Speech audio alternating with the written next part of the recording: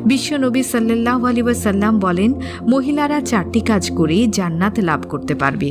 এর মধ্যে 1 নম্বর, 5 ওয়াক্ত নামাজ পড়বে। নামাজ ছাড়া কেউ জান্নাতে যেতে পারবে না। 2 নম্বর কাজ হলো রমজান মাসে রোজা পালন করা। 3 নম্বর হলো সতীত্বের হেফাজত করা। 4 নম্বর কাজ হলো স্বামীর খেদমত করা, স্বামীকে খুশি করা, স্বামীর কথা মতো চলা। যদি এই 4টি কাজ করতে পারেন, জান্নাতের যে দরজা দিয়ে খুশি সেই দরজা দিয়ে প্রবেশ করতে পারবেন। সুবহানাল্লাহ। বিশ্বনবী নিজেই বলেছেন, সাবধান মা বোনেরা, 15টি কাজ কখনোই করবেন না। যদি করেন তাহলে কিন্তু আপনি জান্নাতে প্রবেশ করতে পারবেন না।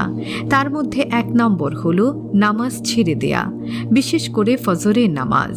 মা বোনেরা অনেকেই আছে যারা 4 ওয়াক্ত নামাজ পড়ে ঠিকই, কিন্তু ফজরের নামাজ পড়তে পারে না। এরকম অনেক মহিলা আছে। আপনারা সাবধান হয়ে